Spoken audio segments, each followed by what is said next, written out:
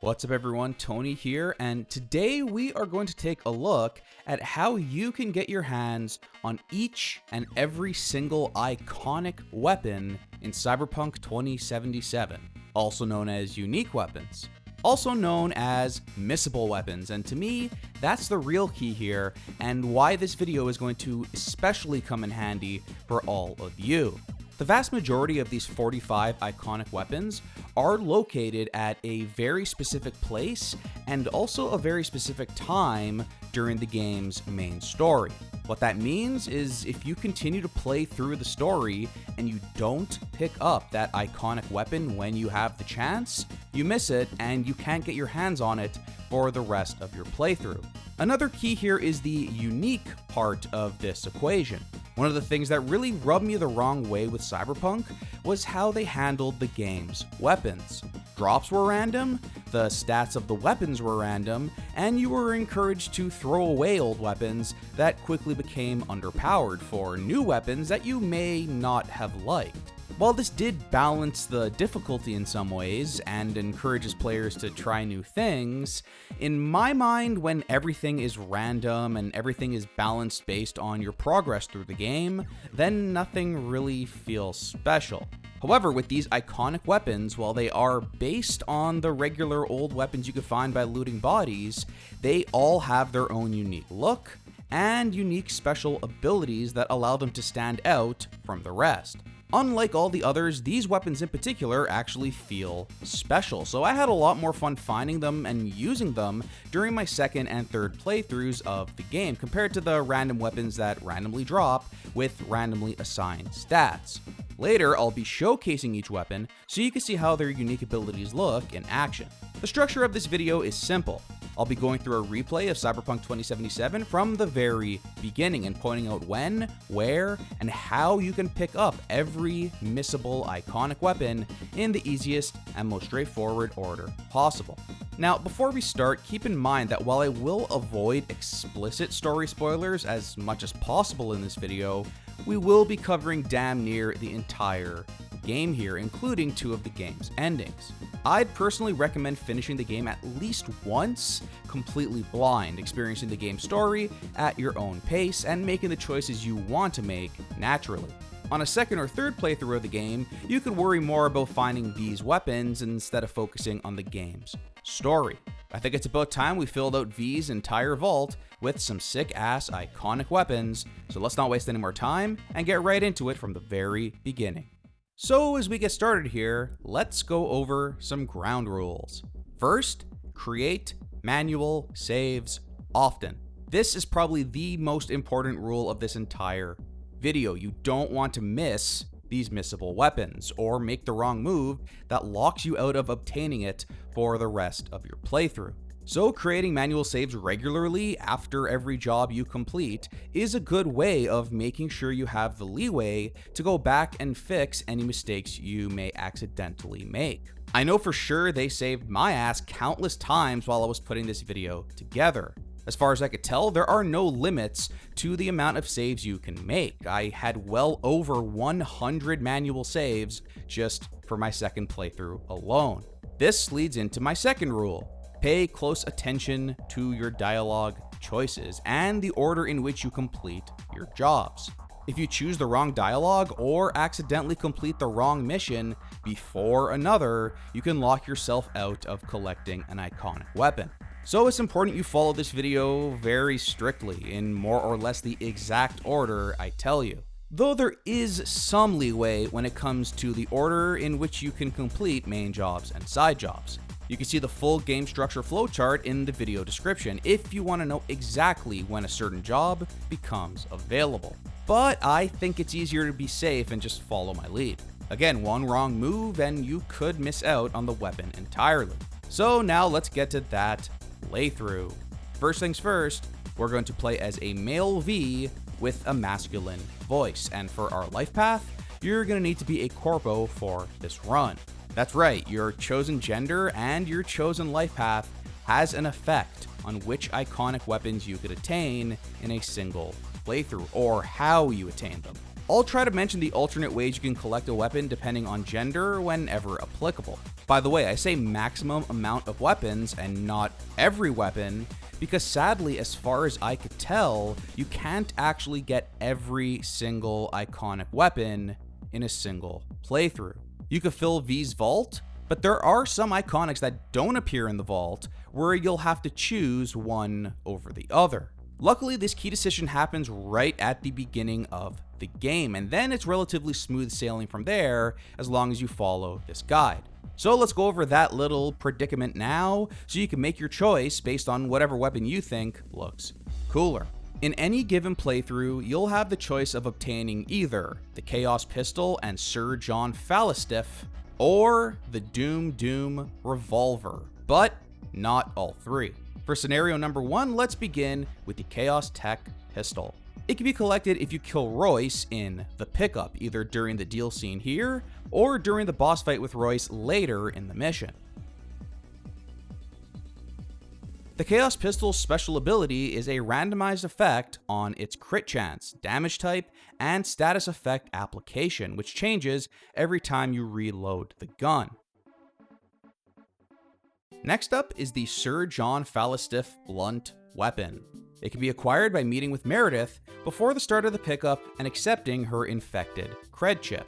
Use it to buy the flathead without cracking it or warning Royce. This will trigger the shootout with the Maelstrom gang and the boss fight with Royce, where you could pick up the Chaos Pistol. After leaving the warehouse and speaking with Meredith, tell her, yeah, maybe, when she asks if you're willing to work with her again. A while later, she will call you. I got the call myself after finishing the job Double Life. Respond with, shame, I was starting to like you, and I'll be there, then head to the motel indicated on your map. The iconic weapon can be found in her room on the bed. I'm not sure what this is supposed to be. It's a pink baton of some sort that kinda looks like a sausage. Wait a minute. Is that supposed to be Mara from Shin Megami Tensei? That is a deep reference, CD Projekt Red. I had to think long and hard about that one. If you have an idea of what this is supposed to be, please leave a comment below because I'm still kind of confused. Anyways, the design seems to be the only thing special about this weapon, which is pretty great. It does a lot of damage, and I gotta admit, it's really funny whacking people off with this thing. I mean, jerking people around. I mean, penetrating one of these sorry bastards with my stick. Wait, that's a So you have the choice of getting those two weapons or the Doom Revolver, which could be acquired closer to the end of the game. To acquire that weapon, we need to make sure Dum lives. Yes, this guy. He is the key to all of this. There's only one way to keep Dum safe, and that's by not speaking to Meredith at all before the beginning of the pickup and purchasing the flathead with your own money. You'll need 10,000 eddies to do so, which might mean going around and grinding some side jobs on the map before starting this mission. Once you buy the flathead, you'll be escorted out of the warehouse by Dum and clear the mission. That's right, there's a totally non-violent way to finish this job. However, that also means you can't confront Royce, which means you can't kill him and loot his Chaos Pistol. This decision, which keeps Dum alive, carries all the way over to the final Johnny Silverhand and Carrie questline near the end of the story. Now follow this video and collect iconic weapons until Johnny's questline begins. In the second conflict side job, you'll meet back up with Dum and Royce once again at the Totentans Club. After speaking with Nancy, now you get to have your shootout with the Maelstrom gang, and by killing Dum you could loot the Doom Revolver off of him. The revolver has a number of powerful, unique abilities. It fires 4 rounds per shot, sports increased damage, increased rate of fire, and best of all, increased chance of dismembering an enemy. Wonderful. So there you have it. The choice is yours, Chaos Pistol and Sir John Falstaff towards the beginning of the game, or playing the long game to get the Doom Revolver closer to the end of the story. Luckily, the remaining iconic weapons aren't anywhere near as complicated to collect, so let's pick up after the pickup and continue through the game, collecting every other iconic weapon as we go. The Congo pistol can be found easily sitting next to Yorinobu's bed during the heist. The weapon has a couple of unique abilities. It's able to ricochet bullets even if you don't have the required cyberware, and it has lower recoil and a faster fire rate compared to the Liberty pistol it's based on.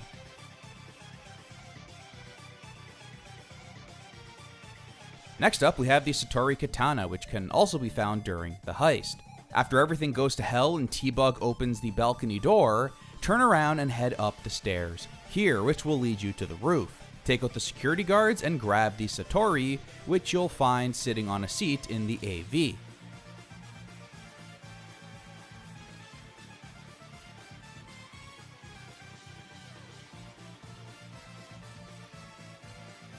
The Satori deals reduced base damage, but makes up for that with a whopping 5x crit damage multiplier.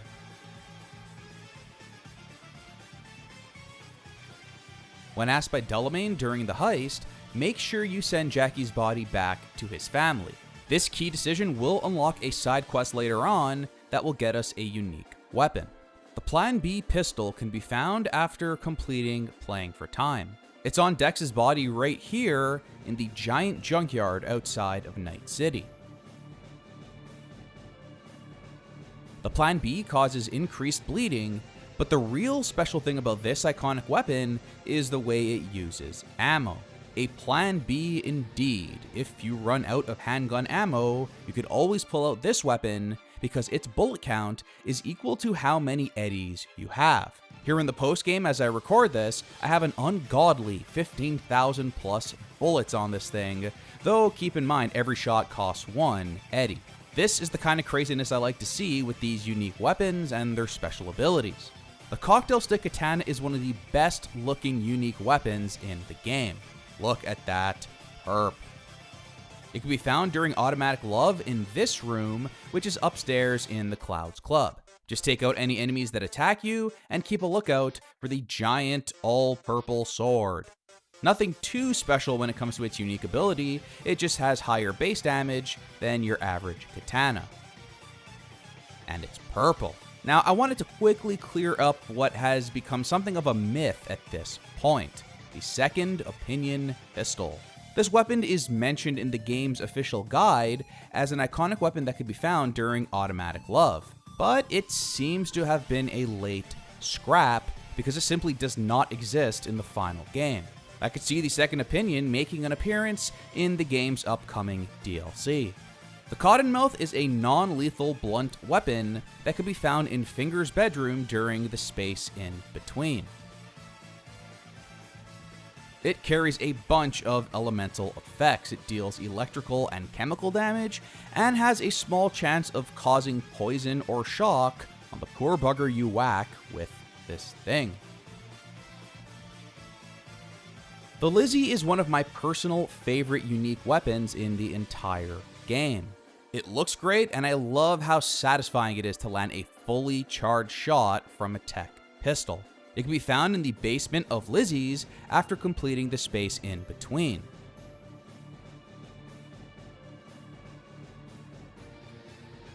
It has the unique ability to fire an extra round per shot and increases the number of rounds fired per shot when fully charged. In other words, it's absolutely wonderful. The Widowmaker can be looted off Nash after you defeat him during Ghost Town. This guy is easy to miss. He's not a mini-boss or anything, so be sure to pick up all the loot off each enemy you defeat just to be safe. Tech precision rifles are already cool and can fire off charge shots, but the Widowmaker fires an especially powerful charged shot. It also fires 2 projectiles per shot, deals chemical damage, and has an increased chance to apply poison. Good stuff. Next up is the Prototype Shingen Mark V, another beautiful, slick piece of Arasaka tech. It's found in this container in front of the warehouse during Gimme Danger. Be careful to either take out all of the enemies or move really quickly to pick this thing up before you get spotted. The Mark V fires explosive rounds, and if you have the Smart Link cyberware installed on your hands, it could do the automated targeting thing on up to 3 enemies at once.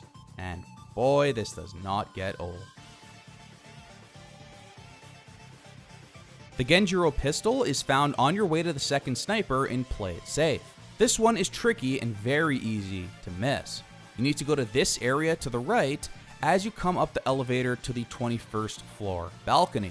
Then once in this room, enter the code 2906 on the terminal to open the gate and grab the gun. This thing looks sexy and has a ton of special abilities. More shots per round, bigger magazine size, can deal electrical damage and shock, and can target a whopping 6 enemies at once. Crazy. Finally, Oda's Jinchumaru katana can be looted off Oda after defeating him in Play It Safe. This beast does crit damage on every move if you have Karenzikov's cyberware active, and it does double damage on its last strike and against enemies with twice your current health. Also, it looks awesome. Now let's take a look at the iconic weapons that can be found by completing side jobs. You could always look at the flowchart for specifics on when each side job becomes accessible relative to the main story, but I personally left them all for after I completed the first 25 main jobs. At that point, I'm leveled pretty high, so difficulty should not be a concern for any of the jobs here. Also, all of the phone calls you have to wait for to trigger the side jobs have come in at this point. Now all that's left is to go and complete them. Starting from the top, the Fenrir SMG can be found during the Losing My Religion side job, which can be triggered by speaking to the monk here by the docks. After going to the warehouse and clearing the place out, it can be found near the monk you've gone to rescue. The Fenrir deals thermal damage, has a higher chance of applying burn to an enemy, reduces bullet spread, and increases bullet impact.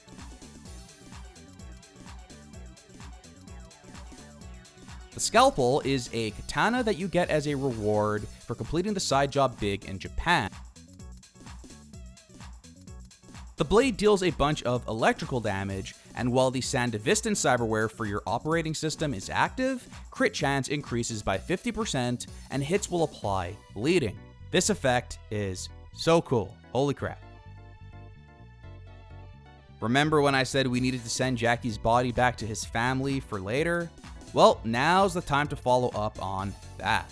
Complete the hero's side job, then exit the bar and re-enter. On Jackie's table of offerings, you should now see the La Chingona Dorada pistol, which you can pick up and keep for yourself. The gun has reduced load time, an extra mod slot, and higher chance to apply burn and stun to your opponent. Also, it's gold, and I love me some golden guns. The Dying Knight pistol can be picked up for free from Wilson's gun shop just outside of V's apartment when the gun side job becomes active. It's easy to get and has a solid special ability, a 50% increase in headshot damage and super fast reload speed. Ozob's Nose is the lone iconic grenade here in Cyberpunk 2077. As you'd probably expect, once you complete the side job Send in the Clowns, Ozob himself will give you the crafting spec for the grenade. Yep, that's Ozob's Nose alright. Its special ability, damage, and lots of it. Use these to take out the most powerful opponents you can find. Or, if you want to take out literally an entire group of enemies in one shot without any engagement whatsoever, that works too. The 05 Sniper Rifle can be acquired after killing Buck in Beat on the Brat, Champion of Arroyo. This is pretty tough if you aren't adequately leveled, so I'd recommend saving this one for later in your run, and after you've purchased some gorilla arms. Once you've knocked him out, he'll have all of his goons attack you. At that point, you can pull out your gun, pop him in the face, and take the sniper. The 05 shoots explosive projectiles, so in other words, it does a crap load of damage.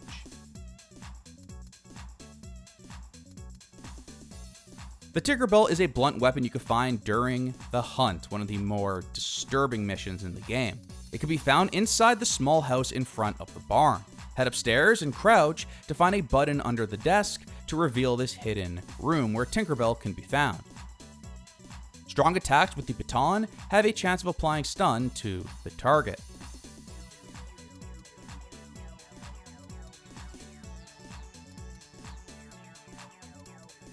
The Crash Revolver is given to you by River during following the river.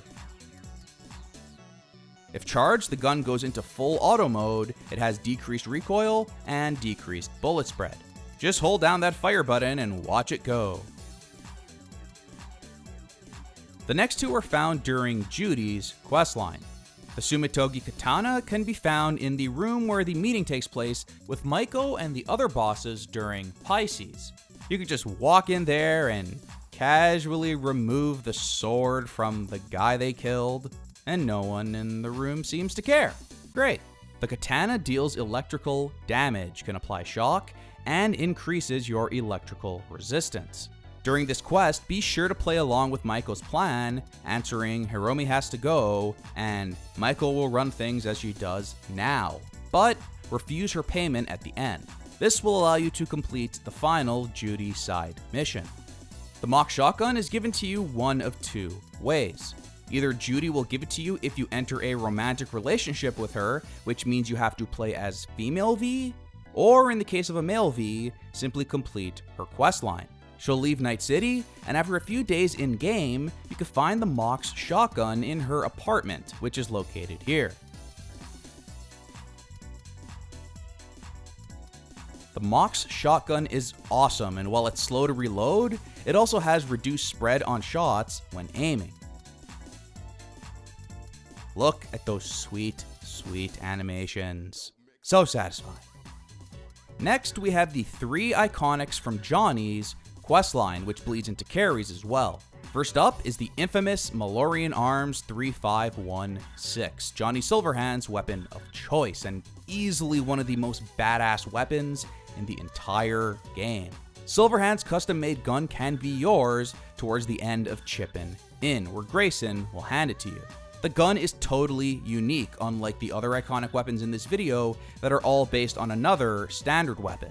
It's powerful, fast, looks great, has gorgeous animations, and the melee attack is literal fire. I love it so much. At this point, we need to grab Johnny's Porsche. You happy, YouTube? I'll call it a Porsche. Porsche. Yeah, what would these guys know about the correct pronunciation? Anyways, let Grayson survive by choosing the "You got lucky today" dialogue, lower the crane, and grab the car. Then complete the job and be sure to select the dialogue options where Johnny and V become friends. Then call Rogue and complete the Blistering Love side job. This is important because it will unlock one of the game's many endings, and it's during Rogue's ending that we'll have some iconic weapons to collect. More on that later.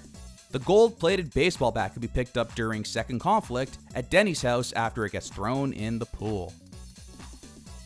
It has a high chance to apply bleeding, a low chance to stun targets, and it's gold. The Archangel Power Revolver is given to you by Carrie during Off the Leash. This beast has reduced recoil, deals electrical damage, and has a chance to stun your opponent. Finally, we have 3 iconics to pick up during Panam's questline. The Problem Solver can be picked up off an enemy guarding the Wraith camp during Riders on the Storm. Be sure to pick up every piece of loot and take out every enemy just to be safe. This monster has an increased ammo clip size and an increased firing rate, and boy, is that an understatement. No need to actually aim with this thing, just spraying and praying is enough to take most enemies down.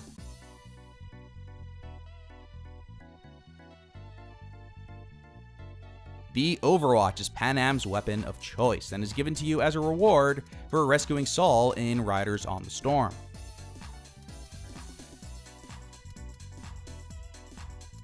It boasts a custom silencer and increased reload speed.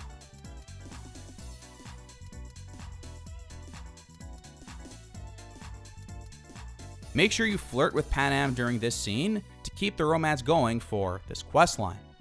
Next up is the Stinger, which could be found by completing All Fly Away. This job becomes available immediately after completing Riders on the Storm at the burial site south of the Aldecaldos camp. Keep in mind that if you get too far ahead in the Panam questline, this job vanishes forever, so it's important to get it done right after finishing Riders on the Storm.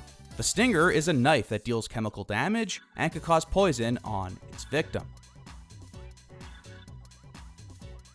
After a few hours, Panam will call you to trigger with a little help from my friends. Do not disclose Panam's plan with Saul, or else the mission will end right there.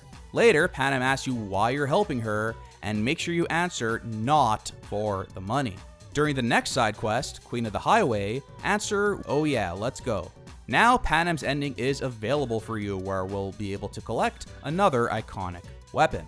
More on that later. The apparition can be looted off Frank's body during War Pigs. This side job could be found here on the map, and yes, this is the reason why we chose Corpo as our life path for this playthrough. For whatever reason, this side job only appears if you choose Corpo, and therefore, it's the only way you could get the apparition pistol. This weapon is for cyberpunks who like to live dangerously. Its special abilities kick in when your health is critically low. Fire rate, reload speed, and damage all increase, and charge shots deal twice as much damage. The Divided We Stand assault rifle can be found by going to this area and triggering the Stadium Love side job.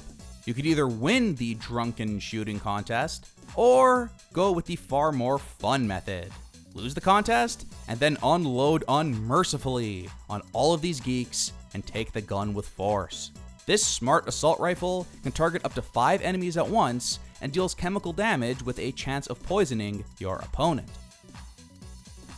Last, but certainly not least for our side job iconics here, we have Skippy.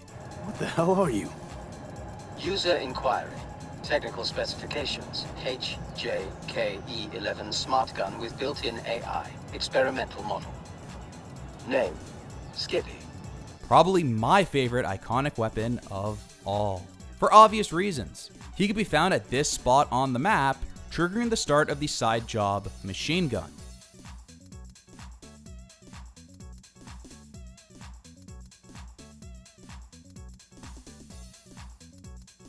Not only does Skippy look great, but he even has a great special ability.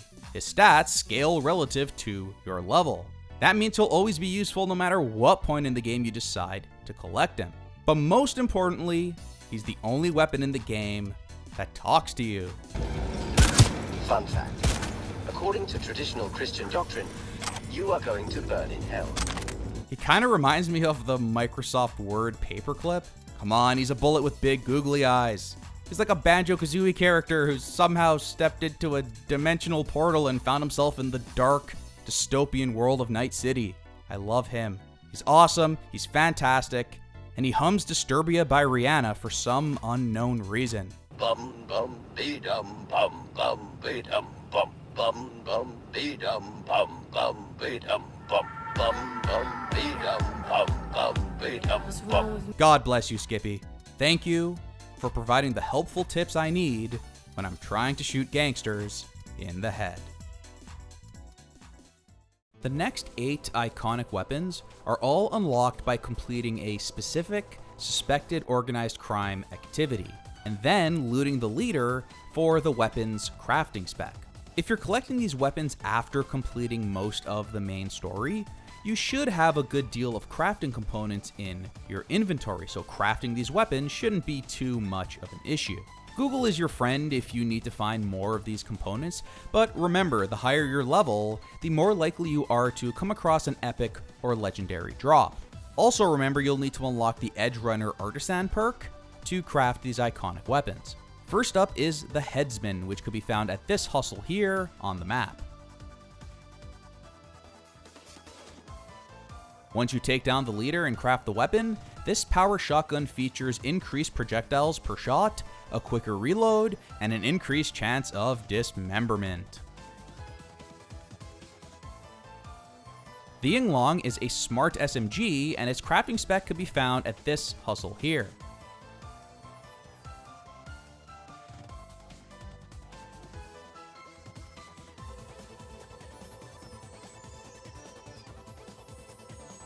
Its special ability is increased electrical damage, but this thing is just cool as hell. Look at those bullets fly. Look at these animations.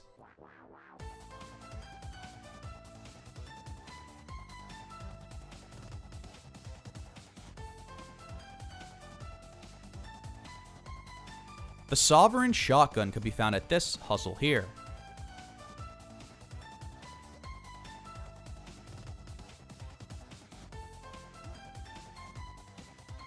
It sports a reduced reload time, reduced bullet spread, and fires 2 rounds per shot while aiming. Mow down opponents with ease, wielding this beast of a shotgun. Psalm 11:6 is a pretty great verse from the Bible, and so too, it makes a pretty great, iconic weapon here in Cyberpunk 2077. Its crafting spec can be found here.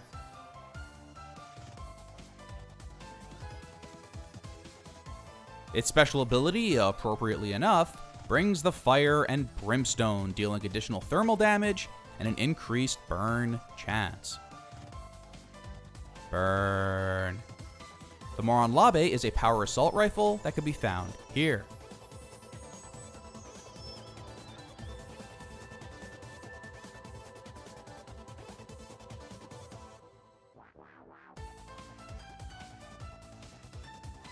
Its special ability is simple: higher rate of fire and higher rate of dismembering its target. I approve. Next up is the Breakthrough, a tech sniper rifle, which can be found here on the map.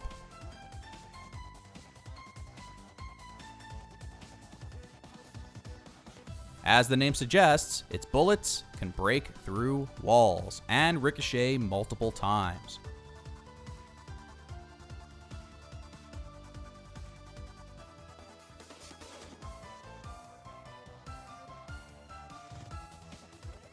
The Buzzsaw SMG could be found by completing this hustle here on the map.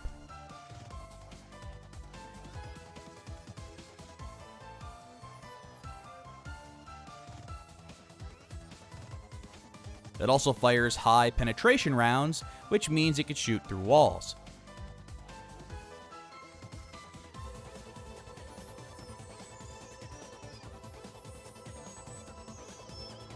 The Comrade's Hammer is a tech revolver that can be found here on the map.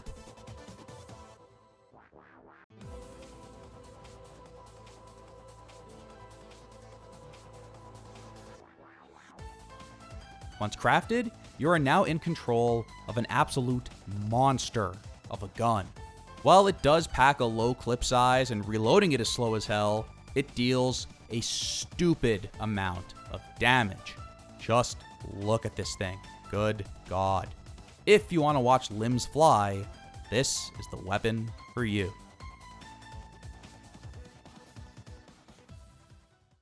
Let's wrap things up with the final 5 iconic weapons that could only be acquired after reaching the point of no return.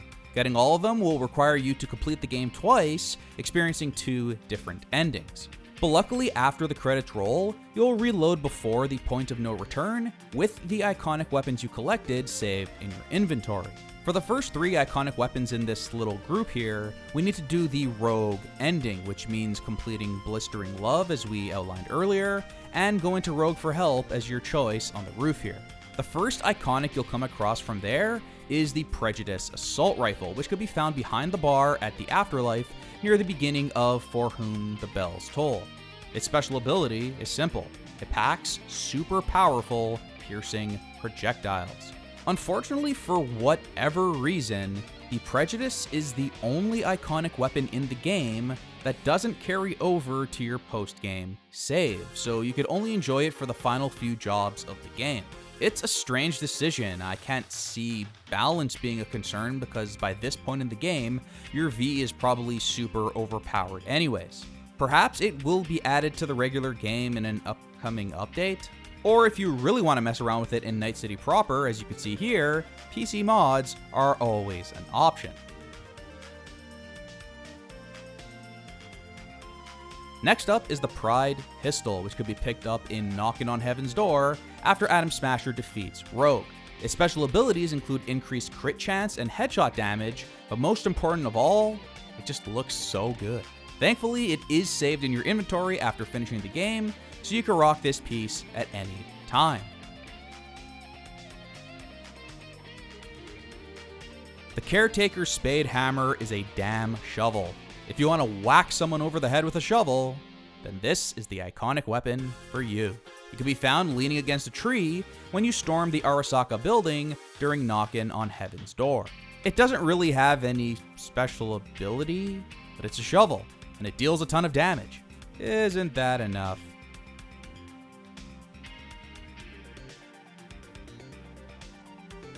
The Amnesty Revolver is next and can only be found if we replay the ending sequence, but this time go down the Panam route.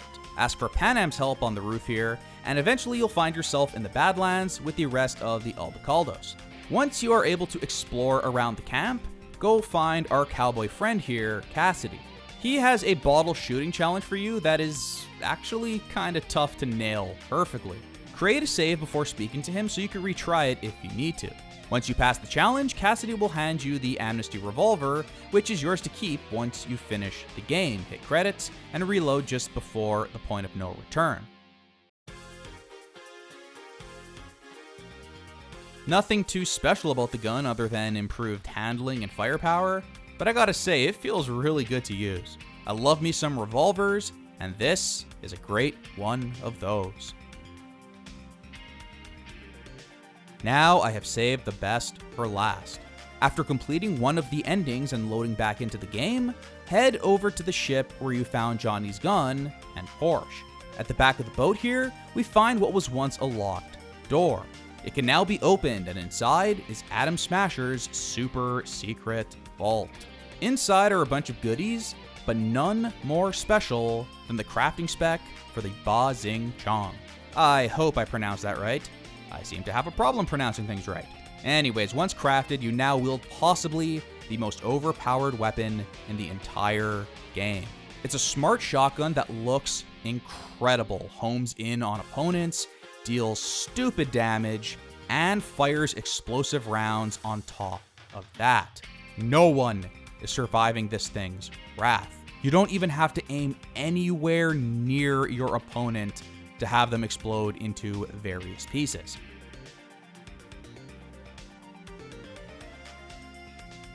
If you've been having any trouble at all 100%ing Cyberpunk 2077, look no further than the Ba Xing Chong and your now complete collection of iconic weapons. And that is going to wrap it up for today's video. I honestly had a ton of fun replaying Cyberpunk with the specific goal of filling up these iconic weapon vault. Just messing around with all of these guns and their special and often weird abilities was great.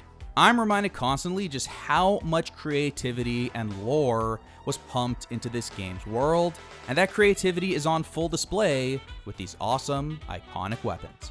If you like this video and want to see more Cyberpunk 2077 content, please hit that like button and subscribe to my channel.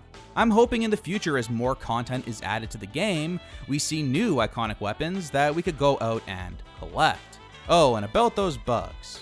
Quick progress report. While some of the game's many issues have been ironed out with recent patches, Cyberpunk is still not in the state it needs to be in as I make this video. Hey Skippy, help me out here. Is Cyberpunk in a good enough state to be sold on the PlayStation Store yet? No. Really? Still? Increasing volume by 300%. Oh well. As we wait for CD Projekt Red to continue polishing the overall experience with new tweaks and patches, next time we'll look at some of the best quality of life mods for PC players. If CD Projekt Red won't do it, the fan base will. Of course, I have Red Dead and GTA content in the works as well, so there is a lot of fun stuff coming here on the channel as always. But that's going to wrap it up for today. So until next time, thanks so much for watching, everyone, and take care.